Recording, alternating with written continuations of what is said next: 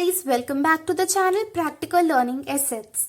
So in today's video we are going to start with the second part of chapter 4, Human Development of Psychology. So in our last video we discussed what is development and what are the factors that affect the development. In today's video we will read that what is the context of development. So let's start with the video. Now development does not take place in a vacuum. It is always embedded in a particular socio-cultural context. The environment can change or alter during any time of the individual's lifespan. Ure Bronfenbrenner's contextual view of development emphasizes the role of an individual. Now this has also been depicted in this picture. Here we can see an individual is emphasized by so many factors: microsystem, mesosystem, exosystem and macrosystem. Now let's see what are these different types of systems. Now the first one is the microsystem. It is the immediate environment or setting in which the individual lives. It is in these settings where the child directly interacts with social agents, the family, peers, teachers and the neighborhood. Then comes the mesosystem. It consists of relations between these contexts. For instance, how a child's parents relate to the teachers or how the parents view the adolescent's friends are experiences likely to influence an individual's relationships with others. The exosystem includes events in social settings where the child does not participate directly, but it influences the child's experiences in the immediate context. Now, for example, the transfer of father or mother may cause tension among the parents, which might affect the interactions with the child or the general amenities available to the child like quality of schooling, libraries, medical care, etc.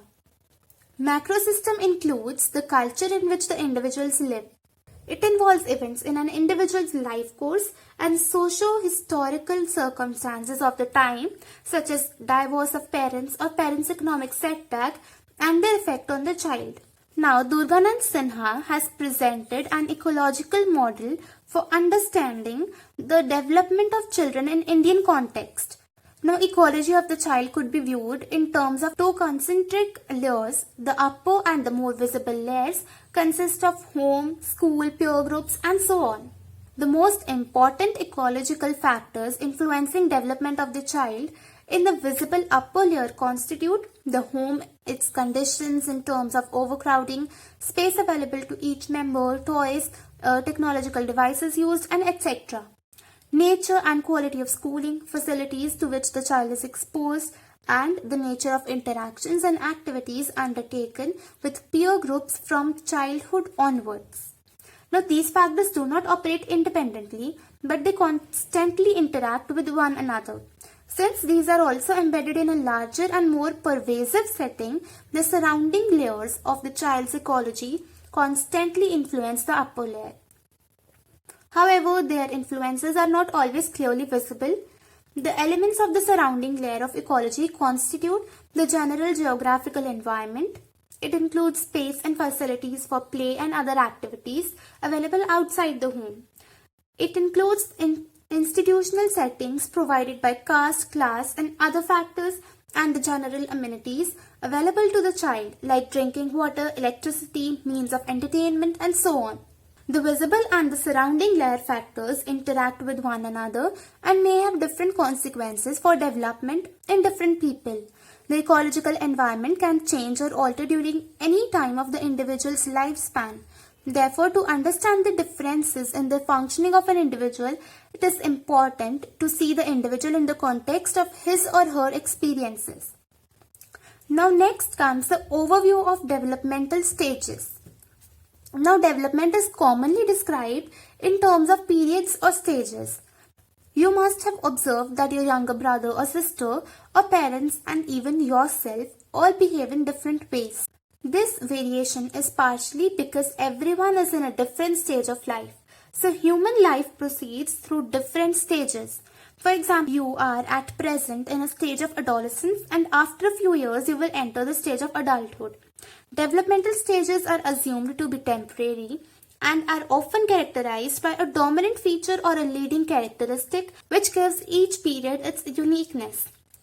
During a particular stage, individual progresses towards an assumed goal a state or ability that she or he must achieve in the same order as other persons before progressing to the next stage in the sequence.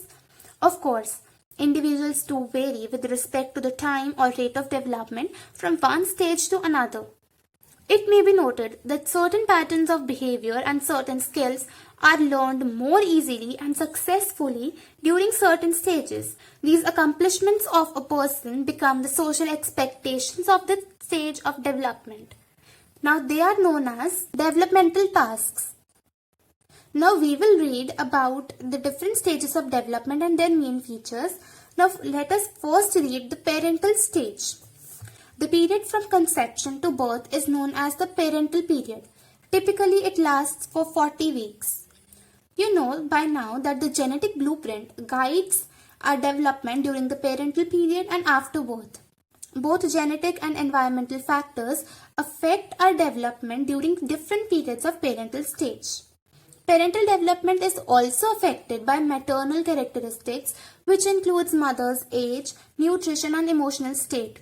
Disease or infection carried by the mother can adversely affect parental development. For example, rubella, also known as German measles, genital herpes, and human immunodeficiency virus, that is HIV, they are believed to cause genetic problems in the newborn. Another source of threat to parental development is teratogens.